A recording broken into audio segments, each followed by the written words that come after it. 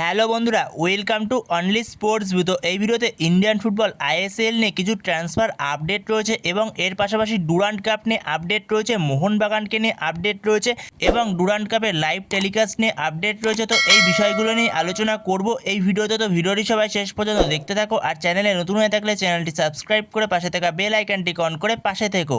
তো প্রথমে যদি ট্রান্সফার আপডেট নিয়ে কথা বলা যায়, তো সেখানে যদি নর্থ ইস্ট ইউনাইটেড এফসিকে নিয়ে কথা বলা যায়, তো নর্থ ইস্ট ইউনাইটেড এফসি 31 বছর বয়সী স্প্যানিশ রাইট উইংয়ের প্লেয়ার জাইরো স্যাম্পেরিও, তো এই প্লেয়ারটার সঙ্গে কথাবার্তা বলছে নর্থ ইস্ট ইউনাইটেড এফসি। তো নর্থ ইস্ট ইউনাইটেড এফসির সঙ্গে অনেক দূরই কথাবার্তা এগিয়েছে এই জাইরো স্যাম্পেরিও এই প্লেয়ারটার সঙ্গে। স্প্যানিশ রাইট উইংয়ের প্লেয়ার, রাইট উইংয়ের পাশাপাশি লেফট উইংও খেলতে পারে এবং তার মার্কেট ভ্যালু 1.2 কোটি টাকা। তো এই জাইরো স্যাম্পেরিওর সঙ্গে কথাবার্তা বলছে নর্থ ইস্ট ইউনাইটেড এফসি, প্রায় অ্যাডভান্স স্টেজেই কথাবার্তা রয়েছে, যে কোনো সময় ডিল ডান হয়ে যেতে পারে। তো ডিল ডান হয়ে গেলে অবশ্যই তোমাদের সাথে তখন শেয়ার করে দেবো। তো এর পরের আপডেটটি হচ্ছে ইস্টবেঙ্গলকে নিয়ে। তো ইস্টবেঙ্গলের প্লেয়ার 33 বছর বয়সী ভারতীয় ডিফেন্সিভ মিডফিল্ডের প্লেয়ার সৌভিক চক্রবর্তী, যার মার্কেট ভ্যালু হচ্ছে 60 লক্ষ টাকা। তো এই সৌভিক চক্রবর্তী সে ডিফেন্সিভ মিডফিল্ডের পাশাপাশি সেন্টার মিডফিল্ডেও খেলতে পারে, যার সঙ্গে ইস্টবেঙ্গলের কন্ট্রাক্ট ছিল 31শে মে 2025 অবধি। তো তার সঙ্গে ইস্টবেঙ্গলের কন্ট্রাক্ট শেষ হয়ে গেছিলো। তো ইস্টবেঙ্গল আরও 2 মরশুমের জন্য সৌভিক চক্রবর্তীর সঙ্গে কন্ট্রাক্ট এক্সটেনশন করে নিল, যেখানে 2027 সাল অবধি সৌভিক চক্রবর্তী ইস্টবেঙ্গলের জার্সি পরেই খেলবে। তো ইস্টবেঙ্গলেই থাকতে চলেছে, ঘরের ছেলে ঘরেই থাকতে চলেছে 2027 সাল পর্যন্ত। তো এরপরে যদি মোহনবাগানের কিয়ান নাসিরিকে নিয়ে কথা বলা যায়, তো মোহনবাগান এই মরশুমে তাদের প্রথম সাইনিংটা অ্যানাউন্সমেন্ট করে দিয়েছিল, কিয়ান নাসিরির সাইনিংটা, যেখানে কিয়ান নাসিরিকে মোহনবাগান চেন্নাই থেকে 3 বছরের চুক্তিতে সই করিয়েছে।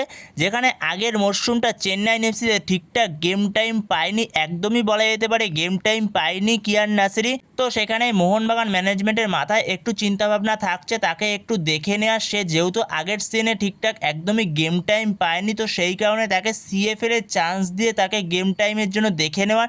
যেহেতু এই মরশুমের কলকাতা ফুটবল লিগে মাত্র 2টো ম্যাচই হয়েছে, সেকেন্ড ম্যাচটা মোহনবাগান 4-0 গোলে জিতলেও মোহনবাগানে একটু স্ট্রাইকারের সমস্যা দেখা যাচ্ছে, 2টো ম্যাচেই দেখা গেছে। তো সেখানে মেনলি স্ট্রাইকার পজিশনে কিয়ান নাসিরিকে চান্স দিয়ে দেখতে পারে মোহনবাগান ম্যানেজমেন্ট, সিএফএল এর জন্য তাকে রেজিস্টার করাতে পারে। তো সেরকমই চিন্তাভাবনা করছে মোহনবাগান ম্যানেজমেন্ট। তো পরবর্তী সময় যদি রেজিস্টার করায় মোহনবাগান ম্যানেজমেন্ট, অবশ্যই তোমাদের সাথে তখন শেয়ার করে দেবো। তো এরপরে যদি ডুরান্ড কাপ নিয়ে কথা বলা যায়, তো ডুরান্ড কাপে সূচি ঘোষণা করেছিল ডুরান্ড কাপ থেকে, যেখানে মোহনবাগান আর ইস্টবেঙ্গল দুজনে দুটো গ্রুপে পড়েছিল, যেখানে ইস্টবেঙ্গল গ্রুপ এতে পড়েছিল, মোহনবাগান গ্রুপ বিতে পড়েছিল।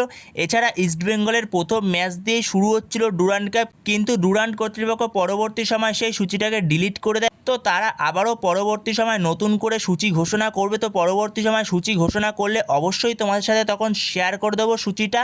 তো ডুরান্ড কাপে যে মোহনবাগান খেলবে না, তো সেরকমই আপডেট পাওয়া গেছিলো, কিন্তু পরবর্তী সময় যখন সূচি ঘোষণা করা হয় তখন মোহনবাগান ডুরান্ড কাপে থাকে। যেখানে মোহনবাগান ডুরান্ড কাপের কাছে একটা চিঠি দিয়েছে, কিছু সমস্যার কারণ তারা জানিয়েছে, যেখানে সেই চিঠিতে জানানো হয়েছে ডুরান্ড কাপে যে টিকিটের সমস্যা, যেখানে আমরা প্রতি মরশুমে ডুরান্ড কাপে দেখতে পারি যে টিকিটের সমস্যা হয়, যেখানে লাইনে দাঁড়িয়েও সমর্থকেরা টিকিট পায় না অনেক সমর্থক। তো সেই সমস্যাটা নিয়ে জানিয়েছে মোহনবাগান ম্যানেজমেন্ট। এছাড়াও ডুরান্ড কাপের জন্য যে মাঠ নিয়ে নেওয়া হয়, মোহনবাগান অনুশীলন করতে পারে না, তো সেই কারণটাও জানিয়েছে, কিন্তু ডুরান্ড কর্তৃপক্ষ এখনও সেই ব্যাপারে কিছু জানায়নি মোহনবাগান ম্যানেজমেন্টকে। তো সেখানে মোহনবাগান ম্যানেজমেন্ট হয়তো উইথড্র করে নিতে পারে ডুরান্ড কাপ থেকে নিজেদের নাম। তো সেখানে দেখা যাক পরবর্তী সময় এ ব্যাপারে আপডেট কি পাওয়া যায়, তো উইথড্র করবে কিনা। এখনও পর্যন্ত এটা কোনো অফিসিয়াল আপডেট না। তো মোহনবাগানের এই শর্তগুলো যদি ডুরান্ড কর্তৃপক্ষ মেনে নেয়, তাহলে মোহনবাগানের কোনো সমস্যা নেই ডুরান্ড কাপ খেলতে। তো সেখানে দেখা যাক পরবর্তী সময় এই বিষয়ে আর কি আপডেট পাওয়া যায়। তো যেই আপডেটই পাওয়া যাক না কেন, তোমাদের সাথে তখনই শেয়ার করে দেবো সেই বিষয়টা। তো এরপরে যদি ডুরান্ড কাপের লাইভ টেলিকাস্ট নিয়ে কথা বলা যায়, তো লাইভ টেলিকাস্ট প্রতি মরশুমে যেরকমভাবে দেখানো হয়, তো সেইভাবেই দেখানো হবে। যেখানে প্রতি মরশুমে ডুরান্ড কাপ দেখানো হয় সোনিতে, সোনি লিভ এবং সোনি 10-2। তো এই মরশুমেও সোনি লিভ এবং সোনি 10-2তেই দেখানো হবে ডুরান্ড কাপ। তো ডুরান্ড কাপ লাইভ আমরা দেখতে পাবো সোনি লিভ অথবা সোনি 10-2তে। তো এই ছিল ডুরান্ড কাপের লাইভ টেলিকাস্ট আপডেট। তো বন্ধুরা এই ভিডিওতে এই পর্যন্তই। তো এই ভিডিওতে এই আপডেটগুলো নিয়ে আলোচনা করা ছিল। তো ভিডিওটি ভালো লাগলে অবশ্যই লাইক শেয়ার সাবস্ক্রাইব করতে ভুলো না। তো নেক্সট ভিডিওতে দেখা হচ্ছে, ততক্ষণের জন্য বাই বাই।